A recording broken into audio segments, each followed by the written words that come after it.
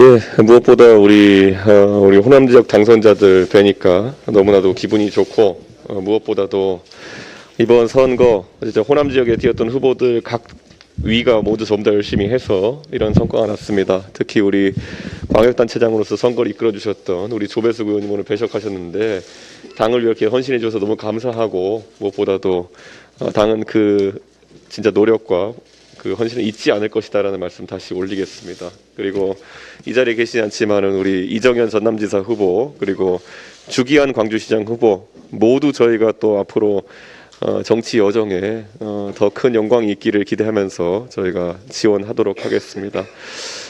그리고 아까 보셨겠지만 호남 지역 비례대표 당선자들, 우리가 비례 당선자들 내면서 제2당이 되었습니다. 호남에서. 그리고 공교롭게도 이제 전부 비례 당선자들이기 때문에 모두 여성입니다. 그렇기 때문에 호남 정치에서 저희가 새로운 바람을 한번 불러일으킬 수 있는 계기가 되었다, 이렇게 생각하고, 아까 말했던 것처럼 호남 지역 당선자들께 우리 당의 인프라와 우리 당의 자산을 충분히 활용해서 훌륭한 의정 활동을 펼치도록 이야기를 했습니다. 그래서 특히 광주 같은 경우에도 우리 김용림 의원 당선되자마자 제가 광주의 중점 사안 중 하나인 광주, 대구 하계 아시안 게임 유치를 공동으로 우리 당의 대구 시의원들과 함께 진행하시라, 이렇게 말씀드렸고, 이런 부분이 우리 당의 실질적인 성과로 드러날 수 있을 거라 확신합니다. 그리고 어제 제가 예고했던 것처럼 정부 측과도 원활한 협의를 통해 가지고 저희가 올 여름부터 적극적인 선진 정책의 결과물들을 내놓을 것이다, 이렇게 말씀을 드리겠습니다.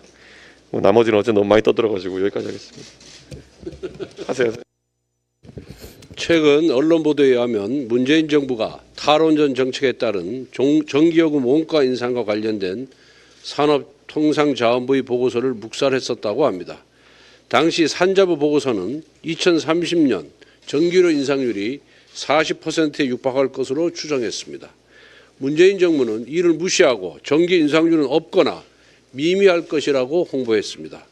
하지만 문재인 정부는 정권 말기에 전기요금 인상을 발표하며 탈원전 비용을 새 정부에 떠넘겼습니다. 잘못된 정책으로 민생의 고통은 물론 한전과 같은 알짜 공기업이 부실화되고 말았습니다. 5년 동안 누적된 한전 적자는 25조 내지 30조에 이를 것이라고 합니다. 한편 문재인 정부는 경북 성주 사드기지 근처 전자파를 측정하고도 그 결과를 공개하지 않았습니다. 당시 국방부 통계 자료에 의하면 전자파의 평균치는 정부가 정한 유해 기준의 2만 분의 1에 불과했습니다. 과거 민주당 의원들은 사드 반입이 결정되자 조직적으로 사드 전자파에 몸이 튀겨진다는 괴담을 유포해 왔습니다. 거짓 선동으로 촉발된 반미 시위로 인해 인근 주민들은 존재하지도 않은 공포에 떨었습니다. 마크 에스퍼 전 미 국방부 장관에 따르면 문재인 정부의 비협조 때문에 사드 철수까지 고민을 했습니다. 사드 반대 시위로 한미 장병 400명은 컨테이너에서 숙식을 해결했습니다. 오직하면 이게 동맹을 대하는 태도냐는 항변까지 나왔겠습니까? 이념에 경도되어 잘못된 정책을 폈다면 당연히 비판받아야 합니다. 그런데 민주당 정부는 전문가의 의견을 묵살하고 은폐하기까지 했습니다. 국민을 속인 것입니다. 정치적 이익을 위해서 국익과 안보를 희생시킨 것입니다. 민주당은 선거 때는 거짓 선동을 일삼더니 권력을 잡고서는 사실을 은폐하기에 급급했습니다. 이제 진실이 하나 둘 밝혀지기 시작할 것입니다. 문재인 정부 시절 청와대 모 인사의 말을 민주당에게 그대로 되돌려 드리겠습니다.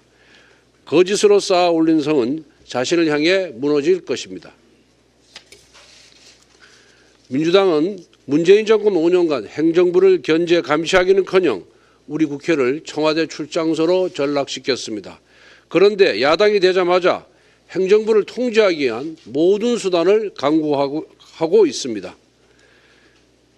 민주당이 최근에 제출한 행정입법권에 대해서 통제하는 내용의 국회법 개정안은 예산 편성권을 국회로 가져오겠다는 주장만큼이나 반헌법적입니다.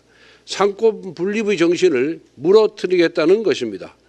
무엇보다 지난 대선 당시 소수 정당 식물 대통령을 운운했듯이 거대 의석으로 사사건건 새 정부의 발목을 잡겠다는 다수당의 폭고입니다.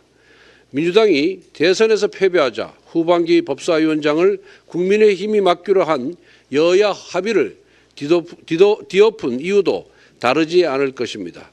당리당략에 따라 헌법 파괴를 서슴지 않는 지금의 민주당이 국회의장과 법사위원장을 모두 독식한다면 헌법 파괴, 입법 독재를 막을 방법이 없습니다. 임대차 3법이 그러하였듯이 입법권 남용의 피해는 다수 국민에게 돌아갈 것입니다. 만일 민주당이 국회의장을 단독 선출한다면 민주당은 돌이킬 수 없는 민심 위반을 겪을 것입니다. 혁신과 쇄신 노력은 도로아미타불이 될 것입니다. 지금 민심은 새 정부의 안정적인 국정 운영을 바라고 있습니다. 민주당은 부디 이성을 찾고 민심을 직시하기 바랍니다. 야당이던 지난해 6월 11일 전당대회에서 닻을 올린 지도부가 반환점을 돌았습니다. 정권 교체, 대선 승리를 바라는 국민적 열망이 투영된 결과였습니다. 문재인 정부와 더불어민주당이 스스로 무덤을 파면서 정권 교체를 해낼 수 있었고, 민주당의 팬덤 정치와 늪이된 조국 사태, 검수완 박 강행 처리, 잇따른 권력 형성 사건, 위장 탈당 등 오만 물선은 정권 교체에 이어 지방 권력까지 바꾸게 했습니다. 1년 전 정권 교체를 위해 출범한 국민의힘 지도부는 이제 여당 지도부로서 첫째도 민생, 둘째도 민생에 진력해야 합니다. 가장 걱정되는 것이 물가입니다. 지난달 생활 물가는 전년 동월 대비 6.7% 상승해 글로벌 금융위기 때인 2008년 8월 이후 13년 9개월 만에 6%대로 올랐었습니다. 국제 원유와 곡물 가격 급등이 물가를 크게 밀어 올렸습니다. 돼지고기 21%, 치킨 11% 인상 등이 물가 상승을 주도했습니다. 장보기가 겁난다는 아우성이 나올 수밖에 없습니다. 인플레이션 파고에 서민 경제가 안정을 찾을 수 있도록 원내 지도부가 당정 차원의 대책을 강구해야 합니다. 유례없는 최악의 가뭄에도 기민한 대응이 필요합니다.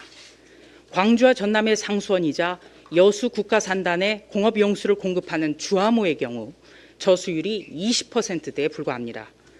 지난주 전남 구례를 방문해 심각성을 직접 눈으로 봤고 곧 목포와 신안을 찾을 계획입니다.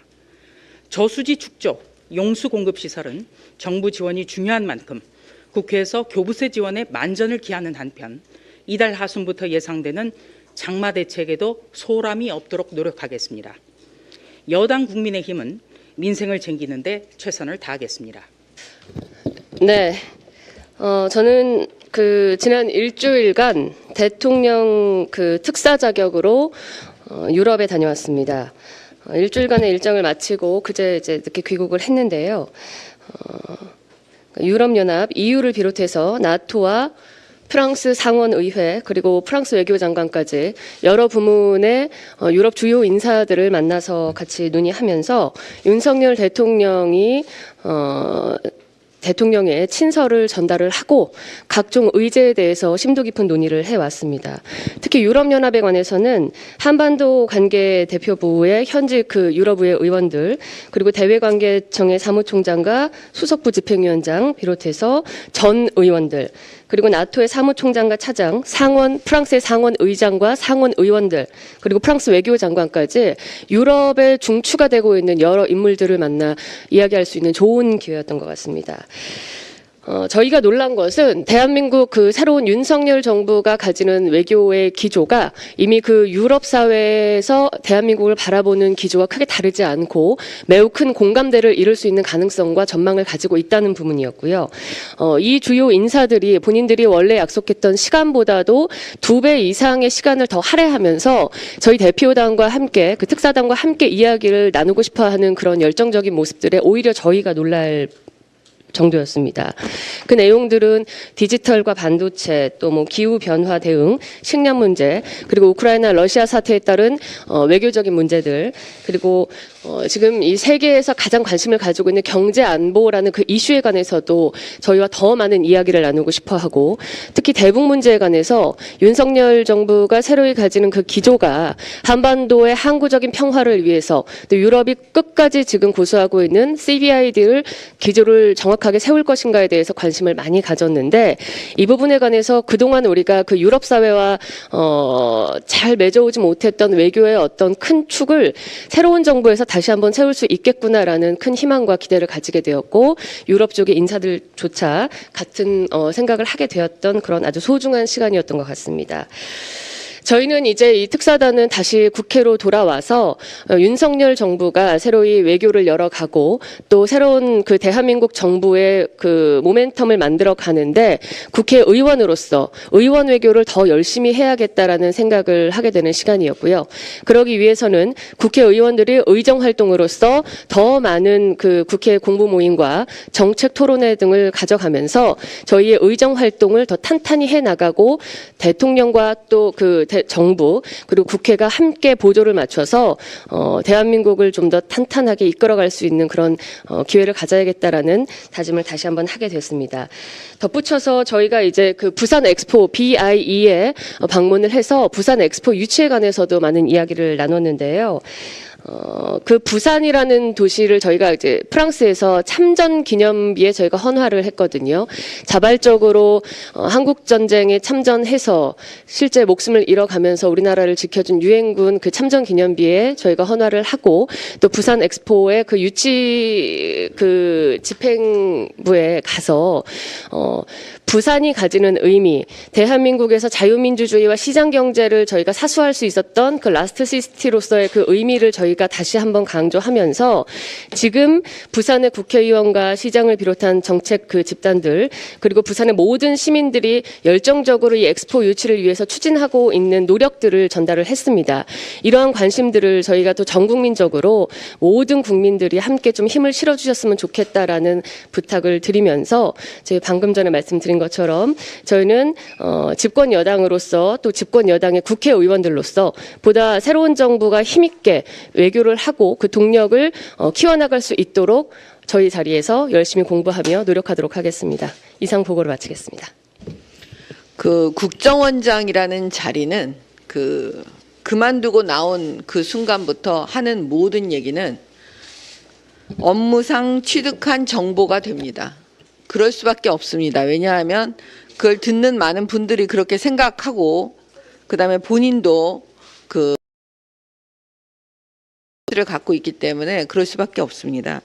이번에 박지원 전 국정원장께서 이제 방송이나 앞으로 많이 하신다고 하시는데 그 하시는 모든 얘기는 어떻게 보면 다 업무상 취득한 정보라고 우리 국민들께서 생각하실 수밖에 없겠죠. 오죽하면 국정원이 전직 원장으로서 부적절한 행동이다 하고 비판하는 보도 자료를 냈겠습니까? 그래서 우리가 이쯤에서 다시 한번 정리를 하겠습니다. 국정원 직원법 17조에 이렇게 되어 있습니다. 국정원 직원은 재직 중은 물론 퇴직한 후에도 직무상 알게 된 비밀을 누설하는 것을 금지하고 있다. 이를 위반하면 10년 이하의 징역 또는 1,000만 원 이하의 벌금에 처한다. 이상입니다. 국민의힘 지도부가 출범한 지 1년이 되었습니다. 여러 어려움 속에서도 당 지도부를 믿고 지지해 주신 국민과 당원 여러분들께 진심으로 감사드립니다. 윤석열 정부가 출범하면서 이전 정부의 비정상들이 정상을 찾아가고 있음을 실감하고 있습니다. 하지만 동시에 우리 앞에 놓여진 새로운 위기는 더욱 가중되고 있습니다. 팬데믹으로 인한 사회적 격차는 더 커졌으며 빈부격차도 심해지고 있습니다. 저출산, 불평등, 기후변화 위기, 식량 안보 등은 공동체 안녕을 해치고 있습니다. 북한의 계속되는 도발과 미중 패권 경쟁 등 복잡한 국제 환경은 우리의 안보 환경을 더욱 어렵게 만들고 있습니다. 당 지도부로서 남은 1년의 임기 동안 정치의 목적을 진지하게 고민하고 우리 앞에 놓인 위기 상황을 더욱 무겁게 받아들이며 문제 해결의 보탬이 될 수 있도록 경주하겠습니다. 우리의 말과 행동이 국민과 당원을 대변하고 국가를 경영한다는 사실을 잊지 않겠습니다. 국민을 분열시키고 상대를 조롱하는 행위를 삼가고 품격 있는 자세로 우리 앞에 놓여진 문제를 성찰하겠습니다. 감사합니다. 전국적으로 가뭄이 심각합니다. 농어촌공사가 발표한 5월 전국 평균 저수율은 평균 73.9%로 지난해 동월에 비해 7.8포인트가 떨어졌고 가뭄으로 심각했던 17년 이후 가장 낮은 수치입니다. 6월 초 기준 전국 지역 평균 저수율은 충남북 60%, 경북 62, 인천 43, 경기 57, 강원 49 등 전년에 비해 턱없이 부족한 상황입니다. 가뭄은 농촌 지역만의 문제가 아니라 국민 생활과 직결된 문제입니다. 가뭄은 농산물 공급에도 영향을 미쳐 안 그래도 치솟고 있는 밥상 물가 상승에 큰 부담이 되고 있습니다. 공업용수 또한 심각한 부족 상황을 겪고 있습니다. 정부가 가뭄 대책으로 재난안전관리비 특별교부세 44억 원을 지원해서 대응하고 있고 가뭄이 심한 지역 중심으로 가뭄 대책비를 집중 지원하여 적극 대응하고 있습니다. 국민의힘은 지역별 가뭄 상황을 예의주시하며 물 부족이 우려되는 지역에 대해서 신속하게 용수를 확보할 수 있는 방안을 검토하고 있습니다. 정부와 지자체는 공업용 관정 현안 및 상태를 점검하고 필요할 경우 긴급 지원을 통해 적시에 활용할 수 있도록 최대한 지원해 주시기 바랍니다. 또한 저수지 준설을 통해 공업용수 확보에도 박차를 가해야 합니다. 가뭄을 대비한 저수지 준설 검토는 매년 있었지만 실제 시행된 경우는 아주 미비합니다. 정부는 시급한 저수지 준설 예산을 지원하여 준설 작업을 즉각 시행할 수 있도록 하고 준설토를 재용할 수 있는 방안을 농림부, 국토부, 환경부 등 관계 부처가 긴밀히 논의해 주시기를 바랍니다. 국지적 가뭄이 빈번하게 발생함에 따라서 일회성 대책이 아닌 상시적인 가뭄 관리 체계를 구축해야 합니다. 안정적인 용수 공급을 확보할 수 있는 지역별 수계 연결 사업 등을 점검해 장기적인 대책을 마련할 수 있도록 하겠습니다. 농민들이 애써 키운 농사가 망치지 않도록 국민들이 가뭄으로 피해보는 일이 없도록 정부와 긴밀히 협의하며 신속한 대책을 마련하겠습니다.